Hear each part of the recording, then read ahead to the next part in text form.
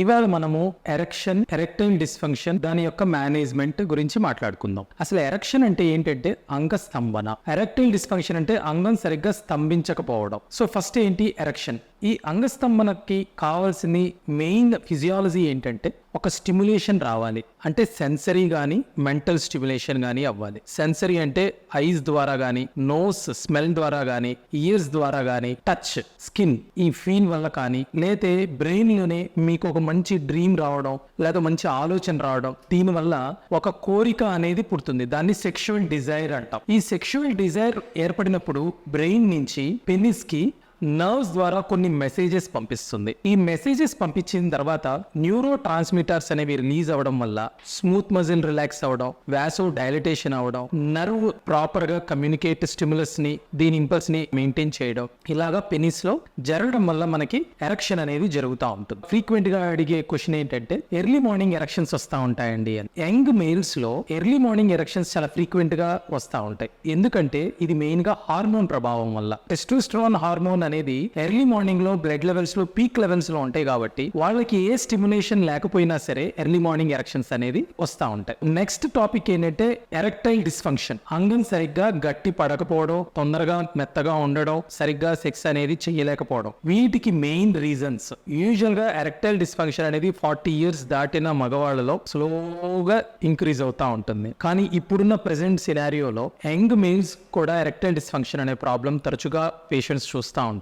Main గా stress, anxiety, work load, sleep లేకపోవడం, night అర్ధరాత్రి 12-1 దాకా వర్క్ చేసుకోవడం, తర్వాత స్మోకింగ్, డ్రింకింగ్, ఒబిసిటీ, షుగర్ తొందరగా అటాక్ అవడం, ఎర్లీగా షుగర్ అటాక్ అవడం, ఓవర్ 10-15 years తర్వాత నుంచి ఈ షుగర్ పేషెంట్స్ లో ఎరెక్టైల్ డిస్ఫంక్షన్ చాలా కామన్ గా చూస్తూ ఉంటామండి. ఎందుకంటే షుగర్ వల్ల నరాల బలహీనత, న్యూరోజెనిక్, చిన్న చిన్న మైక్రో క్లాట్స్ వల్ల బ్లడ్ సప్లై తగ్గిపోతా ఉంటుంది. ఈ హార్మోన్స్ యొక్క ఇంబ్యాలెన్స్ వల్ల, దీని వల్ల ఎరెక్షన్స్ అనేది చాలా తగ్గిపోతా ఉంటాయి. అంతేకాకుండా నరాల బలహీనత, న్యూరోలాజికల్ ప్రాబ్లమ్స్, బ్రెయిన్ లో అయినా అవ్వచ్చు, స్పైనల్ కార్డ్ లో అయినా అవ్వచ్చు, పెరిఫెరల్ గా అంటే పెనిస్ దగ్గర ఉన్న నర్వ్స్ యొక్క డ్యామేజ్ వల్ల కూడా ఈ ఎరెక్టైల్ డిస్ఫంక్షన్ అనేది చూస్తూ ఉంటాం. వాస్కులర్ అంటే హై బీపీ ఉన్న పేషెంట్స్ లో వాస్కులర్ వెజల్స్ యొక్క అబ్నార్మాలిటీ వల్ల కూడా మనకి ఈ ఎరెక్టైల్ డిస్ఫంక్షన్ అనేది వస్తూ ఉంటుంది. సైకోజెనిక్, సైకలాజికల్, సైకియాట్రిక్ అంటే కొంతమంది బాగా విపరీతమైన యాంగ్జైటీ, విపరీతమైన స్ట్రెస్, డిప్రెషన్, లేకపోతే గట్టి పడుతుందో లేదో,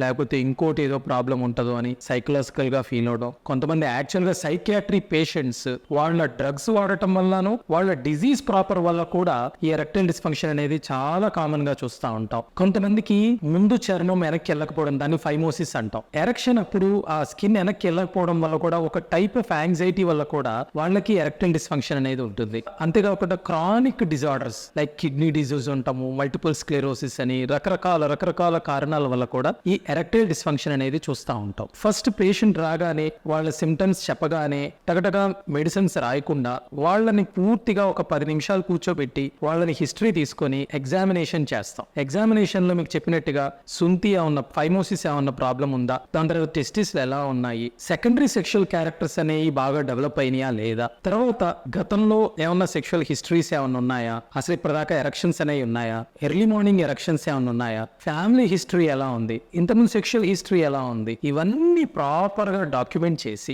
ఎగ్జామిన్ చేసి ఆ ఇన్వెస్టిగేషన్స్ లో కూడా minimum investigations, blood investigations, lipid profile ఎలా ఉంది, తర్వాత కిడ్నీస్ ఏమన్నా ప్రాబ్లం ఉన్నా, యూరిన్ ఏమన్నా ఇన్ఫెక్షన్ ఉందా, లేదా సింపుల్ టెస్ట్లు, తర్వాత డోప్లర్ అల్ట్రాసౌండ్ పెనిస్ కి, అది అవసరం అయితేనే చేస్తాం. ఒకటి సైకలాజికల్ గా ఎరెక్టైల్ డిస్ఫంక్షన్ వచ్చిందా, ఆర్గానిక్ గా ఎరెక్టైల్ డిస్ఫంక్షన్ వచ్చిందా, వీటిలో కాజ్ ఏంటో మనం ఫైండ్ అవుట్ చేసి దానికి మనం మేనేజ్మెంట్ అనేది డిజైన్ చేయడం అవుతుంది. ఈ మేనేజ్మెంట్ లో కూడా అత్యంత ముఖ్యమైనది ఏంటి అంటే పేషెంట్ రిలేటెడ్. అంటే వాళ్ళ యొక్క లైఫ్ స్టైల్ చేంజెస్ మార్చుకోవాలి. రోజు ఒక 45 minutes good exercise 5 days a week, good sleep, దీని వల్ల హ్యాపీ హార్మోన్స్ అనేవి రిలీజ్ అవుతాయి బ్రెయిన్ లో. అంతేకాకుండా blood supply to all parts proper గా జరుగుతాయి. లిపిడ్స్ అంటే కొలెస్ట్రాల్ గనక ఎక్కువ ఉన్న వాళ్ళలో కంట్రోల్ అవుతుంది. తద్వారా హార్మోన్స్ యొక్క ఇంబ్యాలెన్స్ తగ్గుతుంది. Good exercise, good sleep, good hydration, water బాగా తీసుకోవడం, ఫుడ్ లో కూడా జంక్ ఫుడ్స్ ని అవాయిడ్ అవాయిడ్ చేసి ఫ్రూట్స్, వెజిటేబుల్స్, హెల్దీ ఫుడ్స్ ని అలవాటు చేసుకోవడం, అంతేకాకుండా మైండ్ ని స్ట్రెస్, యాంగ్జైటీ వీటన్నిటిని తగ్గించుకొని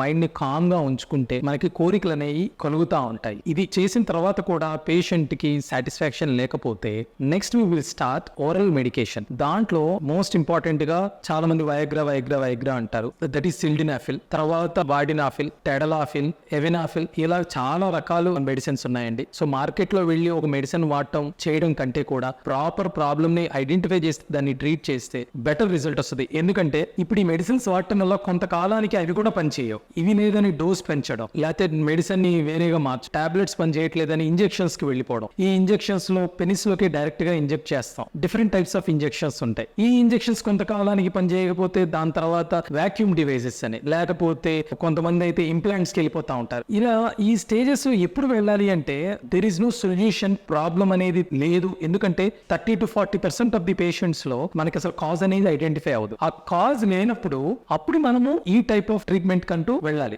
ఎరెక్టైల్ డిస్ఫంక్షన్ అనేది ఇట్ ఈస్ ట్రీటబుల్, క్యూరబుల్ కాదా అనేది depending upon the cause. So treatable కాబట్టి పేషెంట్ పర్స్పెక్టివ్ లో పేషెంట్ కొన్ని జాగ్రత్తలు తీసుకోవాలి.